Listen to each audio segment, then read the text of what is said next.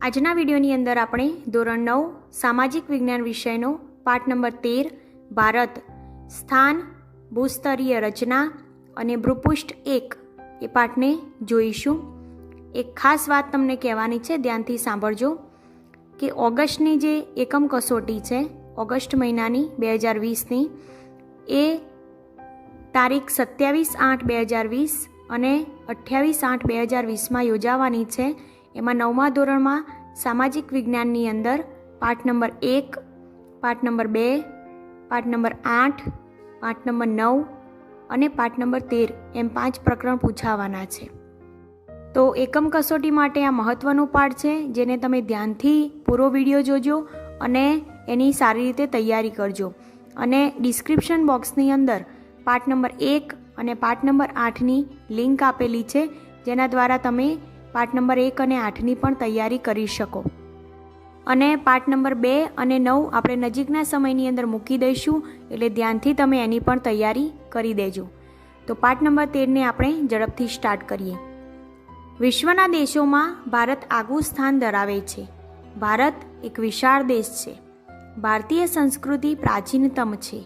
તે વસ્તીની રીતે વિશ્વનો લોકશાહી ધરાવતો સૌથી મોટો દેશ છે। ભારતીય સંસ્કૃતિની સમન્વયકારી ભાવનાએ કોઈ પણ ધર્મ, જાતિ કે પ્રજાને તરછોડી નથી, પરંતુ દરેકને માટે તેણે દ્વાર ખુલ્લા રાખી તેમને આવકાર્યા છે। જો આપણી સંસ્કૃતિ જે છે એ ખૂબ જ પ્રાચીનતમ સંસ્કૃતિ છે, અને આપણી સંસ્કૃતિએ દરેક સંસ્કૃતિને એટલે કે દરેક ધર્મને, જાતિને અને પ્રજાને વર્ષોથી આપણા ભારત દેશની અંદર આવકાર્યા છે। અને તેના જ કારણે આપણા દેશની અંદર વિવિધતામાં એકતા જોવા મળે છે, અને દરેક ધર્મ અહીંયા સુમેળભર્યા સંબંધો સાથે વિકસ્યો છે। વસ્તીની રીતે પણ આપણો દેશ લોકશાહી ધરાવતો વિશ્વનો સૌથી મોટો દેશ છે। સર્વધર્મ, પ્રજા અને જાતિ પ્રત્યે સંભાવ એ ભારતની આગવી લાક્ષણિકતા છે। તેથી તો ભારતમાં સંસ્કૃતિનો સમન્વય થયો છે। જો ભારતમાં સંસ્કૃતિનો સમન્વય શેના કારણે થયો છે, તો વિવિધ પ્રજાઓને આ ભારત દેશે દ્વાર ખુલ્લા રાખીને આવકાર્યા છે, અને જુદી જુદી પ્રજાઓ અને જાતિ માટે સંભાવ રાખ્યો છે। એ ભારતની આગવી લાક્ષણિકતા છે, અને તેથી જ ભારતની અંદર સંસ્કૃતિઓનો સમન્વય થયો છે। કુદરતી અને માનવસર્જિત અનેક આપત્તિઓ આવી હોવા છતાં ભારતે પોતાની પ્રગતિ અને વિકાસ અવિરતપણે ચાલુ રાખ્યા છે। આ ઉપરાંત ભારતીય સંસ્કૃતિના ઘડતર અને વિકાસમાં ભૌગોલિક પરિસ્થિતિએ પણ મહત્ત્વનો ભાગ ભજવ્યો છે। જો આપણો ભારત દેશ કુદરતી રીતે જ કુદરતી સંસાધનોથી ભરપૂર છે, અને એના કારણે ભૌગોલિક પરિસ્થિતિએ પણ આપણા ભારતીય સંસ્કૃતિના ઘડતર અને વિકાસની અંદર ખૂબ જ મહત્ત્વનો ભાગ ભજવ્યો છે। પહેલો પોઈન્ટ છે ભારત સ્થાન, કદ, વિસ્તાર। ભૌગોલિક દ્રષ્ટિએ ભારતનું સ્થાન જાણતા પહેલાં આપણે વિશ્વમાં ભૌગોલિક સ્થાનનો નકશો કઈ રીતે તૈયાર થયો છે એની થોડી ચર્ચા કરી લઈએ, જેના કારણે ભારતનું સ્થાન આપણા વિશ્વના નકશાની અંદર કઈ રીતે સ્થાન ધરાવે છે અને ક્યાં સ્થાન ધરાવે છે એ સારી રીતે તમે સમજી શકો। વિશ્વનું ભૌગોલિક સ્થાન જો આપણે જોઈએ તો વિશ્વને ઉપર અને નીચે એમ 2 ભાગમાં વહેંચવામાં આવ્યું છે। એમાં ઉપર અને નીચે વહેંચતા જે વચ્ચેની આડી લાઈન તમને જોવા મળે છે એને વિષુવવૃત્ત રેખા તરીકે ઓળખાય છે, જે નકશાના આડી લાઈનથી 2 ભાગ કરે છે, જેના ઉપરના ભાગને ઉત્તર ગોળાર્ધ અને નીચેના ભાગને દક્ષિણ ગોળાર્ધ તરીકે ઓળખવામાં આવે છે, જેને અક્ષાંશ રેખા પણ કહેવાય છે। આ વાત થઈ ઉપર અને નીચેના 2 ભાગની નકશાના। હવે એવી જ રીતે એક રેખા વચ્ચેથી ઊભી લાઈન પસાર થાય છે, જેને ગ્રીનિચ રેખા પણ કહેવાય છે, કારણ કે લંડનની ગ્રીનિચ લેબોરેટરીની અંદર એની શોધ થઈ હતી, એના કારણે એને ગ્રીનિચ રેખા પણ કહેવાય છે। તો એ રેખાને રેખાંશ વૃત્ત તરીકે ઓળખવામાં આવે છે। એ નકશાના ઊભી લાઈન દ્વારા 2 ભાગ કરે છે। એમાં પશ્ચિમના દેશોને પશ્ચિમ ગોળાર્ધ તરીકે ઓળખવામાં આવે છે, અને પછી આપણો જે ભારત દેશ છે એ બાજુનો જે ભાગ છે, બીજી બાજુના ભાગને પૂર્વ ગોળાર્ધ તરીકે ઓળખવામાં આવે છે। એટલે ઉપર નીચેના 2 ભાગ કરે છે, અને ઉત્તર ગોળાર્ધ અને દક્ષિણ ગોળાર્ધ, અને વચ્ચેથી જે લાઈન રેખાંશ વૃત્ત પસાર થાય છે એમાં પહેલા ભાગને પશ્ચિમ ગોળાર્ધ અને પછીના ભાગને પૂર્વ ગોળાર્ધ તરીકે ઓળખવામાં આવે છે. આના સિવાય પણ બે રેખા પસાર થાય છે કે જે બરાબર મધ્યના બે ભાગ થાય છે, એટલે કે જે વિષુવવૃત્ત રેખા છે એના થોડાક ઉપર 23 અક્ષાંશ વૃત્તે કર્કવૃત્તની રેખા પસાર થાય છે, જે આપણા ભારતની અંદરથી પણ પસાર થાય છે, જે 23-30 ઉત્તર અક્ષાંશ વૃત્તે પસાર થાય છે. અને વિષુવવૃત્તની નીચે પણ એક રેખા પસાર થાય છે. ઉપરની સાઈડ છે એને કર્કવૃત્ત કહેવાય છે અને નીચેની બાજુ છે એને મકરવૃત્ત કહેવાય છે. તો હવે આપણા ભારતનું સ્થાન ભૌગોલિક દ્રષ્ટિએ વિશ્વમાં જોઈએ તો આપણો ભારત દેશ જે છે એ ઉત્તર ગોળાર્ધની અંદર આવેલો છે, એશિયા ખંડના દક્ષિણ ભાગની અંદર વિસ્તરેલો છે અને ભારતના મુખ્ય ભૂમિખંડનો વ્યાપ 8.4 થી 37.6 ઉત્તર અક્ષાંશ વૃત્ત અને 68.7 થી 97.25 પૂર્વ રેખાંશ વૃત્ત વચ્ચે આવેલો છે.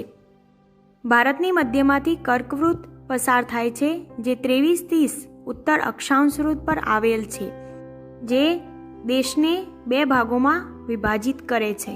આપણે કર્કવૃત્તની મેં વાત કરી કે વિષુવવૃત્ત એ વિશ્વના બે ભાગ પાડે છે, જ્યારે આ કર્કવૃત્ત છે એ આપણા ભારતના બે ભાગ પાડતી રેખા છે. તેનો ઉત્તર ભાગ વધુ પૂર્વ પશ્ચિમ દિશાઓમાં ફેલાયેલો છે. અહીં વિશાળ મેદાનો તથા હિમાલય પર્વત શ્રેણી આવેલા છે. કર્કવૃત્તથી દક્ષિણે આવેલું ક્ષેત્ર ત્રિકોણ આકાર ધરાવે છે. તેનો દક્ષિણ તરફનો ભૂભાગ સાંકડો થતો જાય છે. આ મુખ્યત્વે દ્વીપકલ્પીય ઉચ્ચ પ્રદેશનો ભાગ છે. તેમાં પૂર્વ તથા પશ્ચિમના કિનારાના સાંકડા મેદાનોનો સમાવેશ થાય છે. જુઓ, ઉત્તરનો ભાગ છે એની અંદર હિમાલયની પર્વત શ્રેણી આવેલા છે અને વિશાળ મેદાનો આવેલા છે, અને દક્ષિણ તરફ જતાં ભૌગોલિક દ્રષ્ટિએ આપણું જે સ્થાન છે ભારતનું એનો ભૂમિભાગ સાંકડો થતો જાય છે અને એની અંદર પૂર્વ તથા પશ્ચિમના કિનારાના સાંકડા મેદાનોનો સમાવેશ થાય છે. ભારત દેશના અક્ષાંશીય અને રેખાંશીય વ્યાપ બંને લગભગ સરખા અર્થાત 30 છે, પરંતુ વાસ્તવિક રીતે કાશ્મીરથી કન્યાકુમારી ઉત્તરથી દક્ષિણ લંબાઈ 3214 કિલોમીટર છે, 3214 કિલોમીટર છે.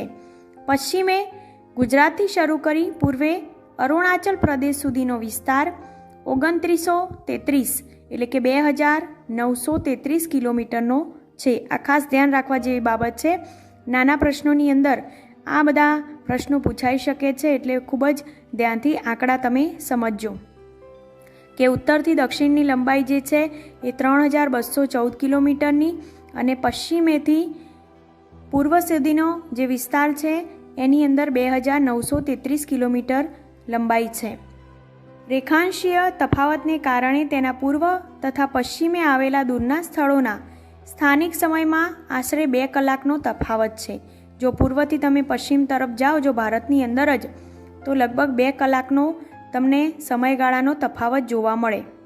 જે આપણે આગળ ગ્રીનિચ રેખા જોઈ તો જે લંડનમાંથી પસાર થાય છે, તો એ ગ્રીનિચ રેખાના આધાર ઉપર જ આપણે આખા વિશ્વનો સમય નક્કી થાય છે અને એને પ્રમાણ સમય રેખા પણ કહેવામાં આવે છે. તો ભારતની અંદર જ સમયનો ફેરફાર જો જોઈએ તો પૂર્વથી પશ્ચિમમાં જઈએ તો આશરે 2 કલાકનો તફાવત જોવા મળે છે. જે સમયે અરુણાચલ પ્રદેશના પૂર્વ ભાગમાં સૂર્યોદય થાય છે એ જ સમયે પશ્ચિમ ગુજરાતમાં રાત હજુ બાકી હોય છે. એટલે કે પૂર્વમાં તમે જુઓ તો પૂર્વમાં પહેલું અરુણાચલ પ્રદેશ આવે તો ત્યાં જ્યારે સૂર્યોદય થઈ ગયો હોય ત્યારે આપણા ગુજરાતની અંદર કે જે પશ્ચિમમાં આવેલું છે ભારતના, તો ત્યાં હજુ સૂર્યોદય થવાનો બાકી હોય, 2 કલાક સમય પાછળ હોય છે. આમ ભારતના પ્રમાણ સમયની રેખા 82.30 પૂર્વ રેખાંશ વૃત્ત છે, જે 5 રાજ્યોમાંથી પસાર થાય છે. તેનો સ્થાનિક સમય જ સમગ્ર ભારતનો પ્રમાણ સમય માનવામાં આવે છે. તો ભારતનો પ્રમાણ સમય જે છે એ જે કર્કવૃત્ત ભારતના મધ્યમાંથી પસાર થાય છે એના આધારે નક્કી કરવામાં આવે છે. ભારતનો કુલ વિસ્તાર 32.8 લાખ ચોરસ કિલોમીટર છે અને ક્ષેત્રફળની દ્રષ્ટિએ જોતાં ભારત વિશ્વમાં 7મા ક્રમે આવે છે. ભારત વિશ્વના ભૂમિભાગ ક્ષેત્રના કેવળ 2.42% ધરાવે છે. જો આનો મતલબ શું થયો કે તમે ભારતની વાત કરીએ તો વિશ્વની અંદર જે ભૂમિ સપાટી છે, એટલે કે આપણે જોઈએ તો વિશ્વની અંદર જ્યારે એનો નકશો જોઈએ તો આપણને દરિયાનો ભાગ વધારે જોવા મળે અને પૃથ્વીનો ભાગ ઓછો જોવા મળે. એમાં પણ આપણા ભારતની વાત કરીએ તો વિશ્વની અંદર ભૂમિભાગ જેટલા ટકા છે એના પ્રમાણમાં 2.42% આપણા ભારતનો ભૂમિભાગ આવેલો છે. વિશ્વના જે 6 દેશો ભારતથી મોટા છે તે અનુક્રમે પહેલા નંબરમાં છે રશિયા, બીજો છે કેનેડા, ત્રીજો છે US, ચોથો છે ચીન, પાંચમો છે બ્રાઝિલ અને છઠ્ઠો ઓસ્ટ્રેલિયા છે. જે વિશ્વના સૌથી મોટા દેશ ગણાય છે, જે અનુક્રમ મેં આપેલા છે એ અનુક્રમે રશિયા, કેનેડા, US, ચીન, બ્રાઝિલ અને ઓસ્ટ્રેલિયા છે. ત્યારબાદ ભારતનો નંબર આવે છે. ભારતનો ભૂમિભાગ એશિયા ખંડની દક્ષિણ તરફ આવેલો છે. તેની ઉત્તરમાં ઊંચી પર્વત શ્રેણીઓ સેંકડો કિલોમીટર લંબાઈમાં પશ્ચિમથી પૂર્વ દિશામાં પથરાયેલી છે. તમે એશિયા ખંડના દક્ષિણ ભાગની અંદર જે આપણો ભારતનો ભૂમિભાગ આવેલો છે એની અંદર ઉત્તરમાં કેવો પ્રદેશ છે એની વાત કરી છે તો ઊંચી પર્વતની શ્રેણીઓ એટલે હારમાળાઓ છે જે સેંકડો કિલોમીટર સુધી લાંબી છે અને પશ્ચિમથી પૂર્વ દિશાની અંદર ફેલાયેલી છે. તેના કારણે તિબેટ તથા ચીન સાથે આવન જાવન કેવળ ઊંચાઈએ આવેલા પર્વતીય ઘાટ મારફતે શક્ય છે. જુઓ, તિબેટ અને ચીનની અંદરથી જ્યારે ભારતની અંદર પ્રવેશવું હોય કોઈ સીધો ભૂમિમાર્ગ તમને જોવા ન મળે, પરંતુ પર્વતીય ઘાટ જ છે જેના દ્વારા ભારતની અંદર પ્રવેશ શક્ય છે, અથવા તો ભારતની અંદરથી ચીન અને તિબેટની અંદર જવા માટે પર્વતીય પ્રદેશ આવેલો છે. જેના કારણે આપણે જાણીએ છીએ કે વારંવાર એ દેશો તરફથી આપણો જે ભૂમિમાર્ગ છે એને પચાવી પાડવા માટે સૈનિકોના બળને પરાસ્ત કરવાની કોશિશ કરવામાં આવે છે. દક્ષિણમાં ભારતીય દ્વીપકલ્પની, પૂર્વમાં બંગાળાની ખાડી, પશ્ચિમમાં અરબ સાગર તથા દક્ષિણે હિન્દ મહાસાગર આવેલો છે.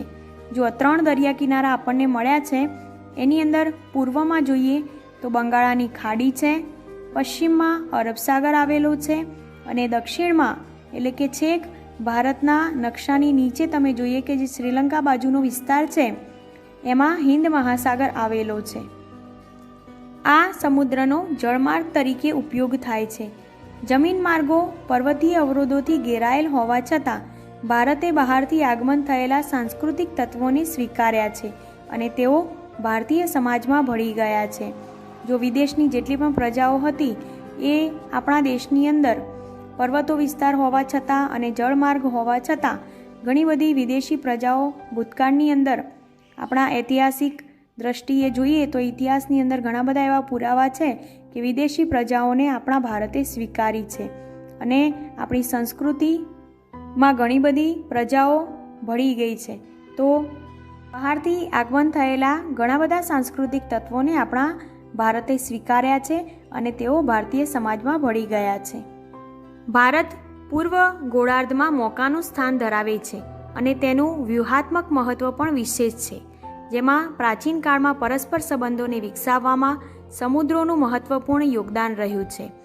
હિન્દ મહાસાગરના શીર્ષસ્થ સ્થાને ભારત આવેલો છે.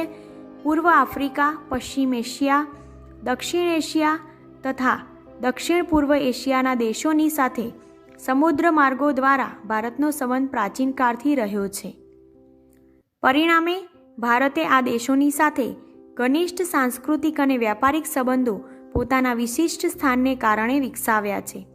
હિન્દ મહાસાગરમાં કોઈપણ દેશની તટીય સીમા ભારત જેવી નથી. ભારતના આ મહત્ત્વના સ્થાનને કારણે એક મહાસાગરનું નામ એટલે કે હિન્દ મહાસાગર તેના નામ પરથી રાખવામાં આવ્યું છે. જો ભારતને ભૌગોલિક દ્રષ્ટિએ 3 સીમા એની સમુદ્રથી ઘેરાયેલી છે અને એના કારણે દેશની પ્રજાઓ જે હતી એ ભૂતકાળની અંદર સમુદ્ર માર્ગે એટલે કે જળ માર્ગે આપણા ભારતની અંદર વ્યાપાર અર્થે આવી છે અને એના કારણે આ દેશોની સાથે સાંસ્કૃતિક અને વ્યાપારિક સંબંધો આપણા વિશિષ્ટ બન્યા છે.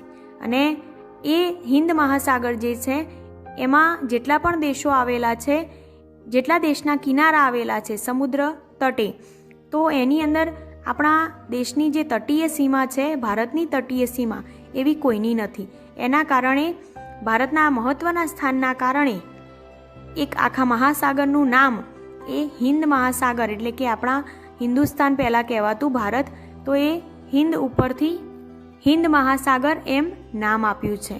તો આ પ્રશ્નની અંદર પૂછાય તો તમે સારી રીતે આ રીતે જવાબ લખી શકો કે શ્રેષ્ઠ તટીય સીમા ભારતની હોવાના કારણે એક આખા મહાસાગરનું નામ હિન્દ મહાસાગર ભારતના નામ પરથી પાડવામાં આવ્યું છે. આંતરરાષ્ટ્રીય જળમાર્ગો પર ભારતનું સ્થાન પણ મહત્વનું છે.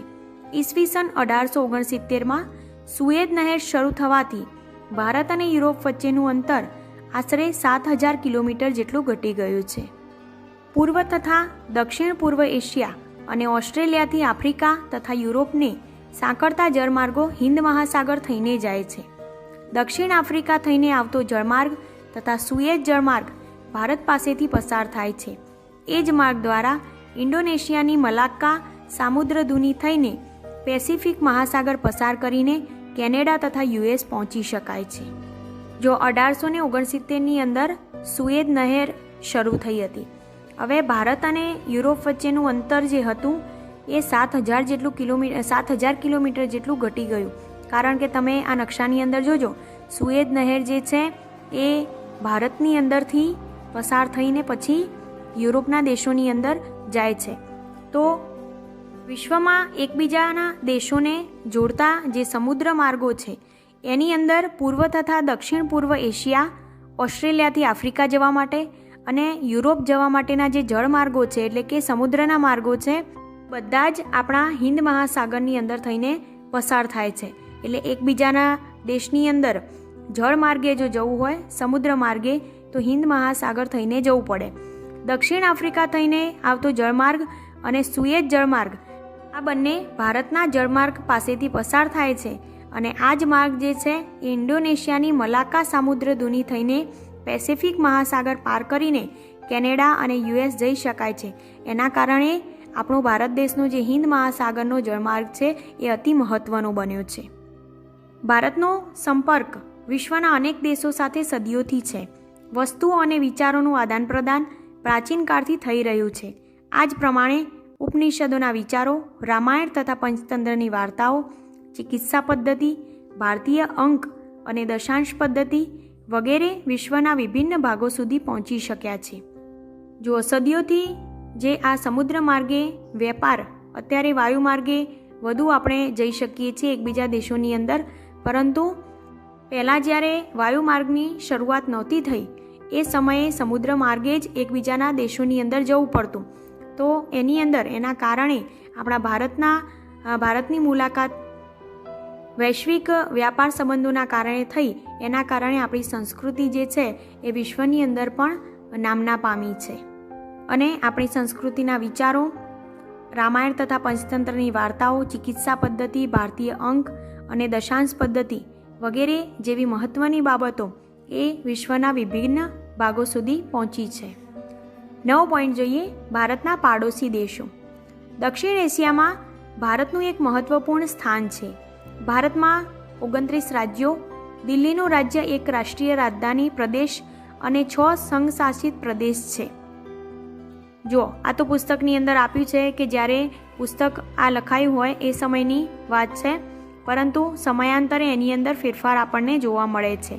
અને 2 જૂન 2014ના રોજ તેલંગાણા તેના માતૃ રાજ્ય આંધ્રપ્રદેશમાંથી 29મું રાજ્ય બન્યું છે.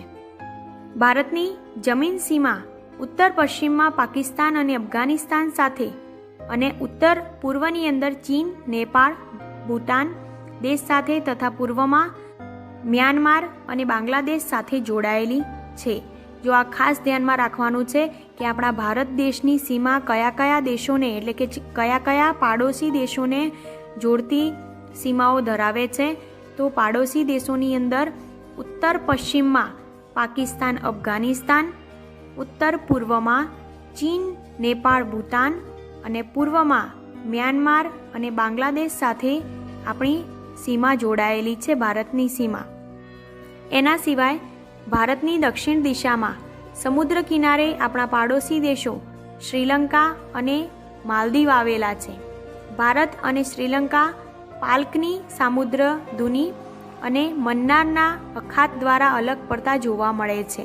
એટલે કે ભારત અને શ્રીલંકાની વચ્ચે જે દરિયા સપાટીને તમે જુઓ છો એને પાલ્કની સામુદ્ર ધુની કહેવાય છે અને મન્નારનો અખાત, આ બેના દ્વારા આપણે ભારત અને શ્રીલંકા અલગ પડે છે. અરબ સાગરની અંદર લક્ષદ્વીપ ટાપુઓ આવેલા છે, જ્યારે બંગાળાની ખાડીમાં અંદમાન નિકોબાર ટાપુઓ આવેલા છે.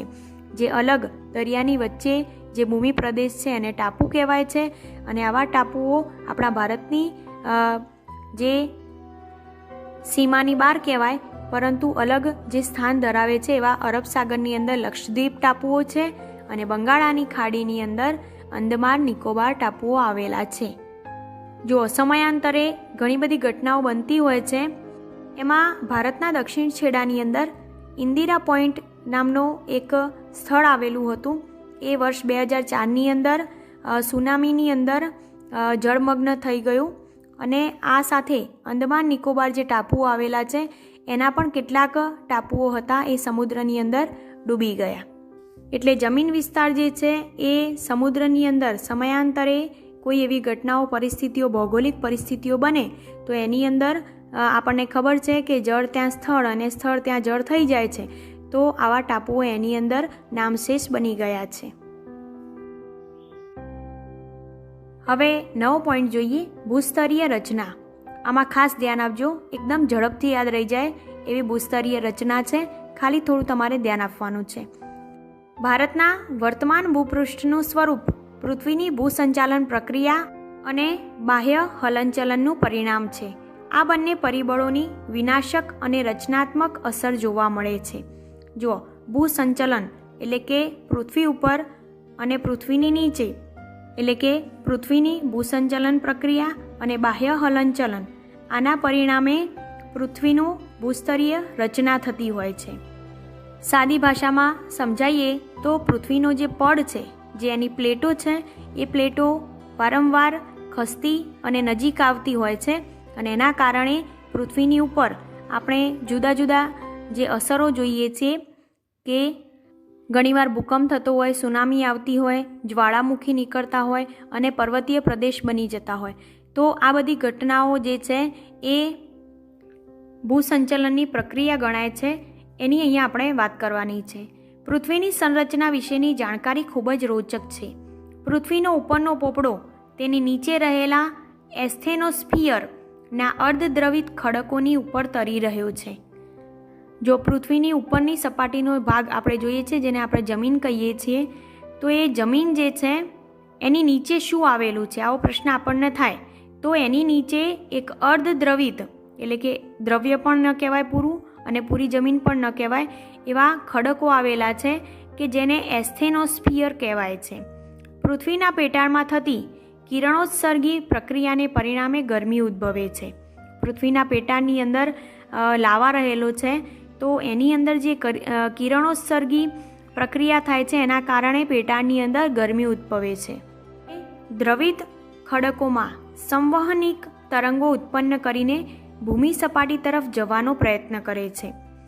ભૂકવચ તરફ ઉદ્ભવતા તરંગો દ્વારા ઉપરનું પડ ફાટીને મોટા મોટા ટુકડામાં વિભાજિત થઈ જાય છે. જો નીચેની જે પૃથ્વીની પેટાળની ગરમી છે એ ખડકો જે આવેલા છે અર્ધદ્રવિત, તો એ ખડકો ભૂસપાટી તરફ જવાનો પ્રયત્ન કરે છે અને ગરમીના કારણે, અને એના કારણે શું થાય છે તો ભૂકવચ ઉપર ઉદ્ભવતા તરંગો દ્વારા ઉપરનું પડ જે છે એ ફાટીને મોટા મોટા ટુકડાની અંદર વિભાજિત થઈ જાય છે, જેને આપણે લાવા અથવા તો ભૂકંપ જેવી પરિસ્થિતિ સાદી ભાષાની અંદર કહી શકીએ છીએ. હવે આ જે મોટા મોટા ટુકડાની અંદર વિભાજિત થઈ જાય છે એને મૃદાવરણીય પ્લેટ અથવા તો લિથોસ્ફિરિક પ્લેટ કહેવાય છે. હવે જો આ નાનો પ્રશ્ન પૂછાય કે મૃદાવરણીય પ્લેટ અથવા તો લિથોસ્ફિરિક પ્લેટ કોને કહેવાય, તો જે અર્ધદ્રવિત ખડકો છે એ સંવહનિક તરંગો ઉત્પન્ન કરીને ભૂમિ સપાટી તરફ જવાનો પ્રયત્ન કરે અને એના તરફ ઉદ્ભવતા તરંગો ઉપરનું પડ ફાટીને મોટા મોટા ટુકડામાં વિભાજિત થાય તેને મૃદાવરણીય પ્લેટ કહેવાય છે. આવી પ્લેટો 7 છે આવી 7 મુખ્ય ભૂસંચલનીય તકતીઓ એટલે કે પ્લેટો છે. એ પ્લેટોને 7 વિભાગની અંદર આપણે જોઈએ. પહેલી છે પેસિફિક પ્લેટ, બીજી છે ઉત્તર અમેરિકન પ્લેટ, ત્રીજી છે દક્ષિણ અમેરિકન પ્લેટ, 4 છે યુરેશિયસ પ્લેટ, 5 છે આફ્રિકન પ્લેટ, 6 છે ઇન્ડો ઓસ્ટ્રેલિયન પ્લેટ અને 7 છે એન્ટાર્કટિક પ્લેટ. આ પ્લેટો જે અલગ અલગ દુનિયાની અંદર એટલે કે વિશ્વની અંદર આપણને જોવા મળે છે એ આ પ્લેટો દ્વારા આ પૃથ્વીનું નિર્માણ થયું છે. આ પ્લેટોને યાદ રાખવા માટે હું અલગથી તમને વિડીયો બનાવી દઈશ આ ચેપ્ટરનો, જે તમે કદાચ 8મા પાઠની અંદર બંધારણના લક્ષણો યાદ કર્યા હશે. મેં ટાઇટલ આપ્યું હતું જાનીવાલી પિનારા પદ્ધતિ સાથે યાદ રાખો. તો એ જ પદ્ધતિ સાથે આપણે આ પ્લેટોને યાદ રાખવા માટે, પાડોશી દેશોને યાદ રાખવા માટેની પદ્ધતિ કહીશું. તો એ પ્રમાણે તમે પ્લેટો યાદ રાખશો. હવે આ જે પ્લેટો છે એ કેટલીક જગ્યાએ આ પ્લેટો એકબીજાથી દૂર થઈ રહી છે, જેને અપસારી પ્લેટ કહેવાય છે. જુઓ, પ્લેટો દૂર થાય એને અપસારી પ્લેટ કહેવાય. જ્યારે કેટલીક એકબીજાથી નજીક આવી રહી છે એને અભિસારી પ્લેટ તરીકે ઓળખવામાં આવે છે. દૂર જાય એને અપસારી પ્લેટ કહેવાય, નજીક પ્લેટો આવે એને અભિસારી પ્લેટ કહેવાય. અપસરણ અને અભિસરણની ક્રિયાથી ભૂપૃષ્ઠ પર સ્તરભંગ અને ગેડીકરણ થાય છે. આ પ્લેટની ગતિવિધિઓ થકી લાખો વર્ષ દરમિયાન ભૂમિખંડોના આકારો અને સ્થાનફેર પણ થયા છે. જો વિશ્વનો જે આપણે નકશો જોઈએ છીએ, જે પ્લેટોની અંદર વિભાજિત થયેલો છે, ઘણી બધી વખત પ્લેટો દૂર જાય છે તો વિશ્વનો જે નકશો છે એ બદલાય છે અને નજીક આવે છે એમાં પણ બદલાય છે. એટલે કે ભૂમિખંડોના આકાર અને સ્થાનની અંદર ફેરફાર જોવા મળે છે. એકબીજાથી વિપરીત દિશામાં ખસી જવાની આ પરસ્પર પ્રતિક્રિયા જ પૃથ્વીની બધી ભૂકંપીય અને જ્વાળામુખીય ક્રિયાઓ માટે જવાબદાર છે. સરકતી કે ખસતી આ પ્લેટો જ્યાં એકબીજા સાથે ટકરાઈ રહી છે, પર્વતનું નિર્માણ કારણ બને છે.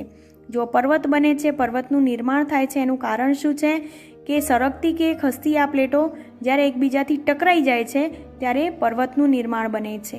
અને પ્લેટો જ્યાં એકબીજાથી દૂર ખસે છે ત્યાં ભૂમિખંડો કે મહાસાગરોમાં ફાટોનું નિર્માણ થાય છે.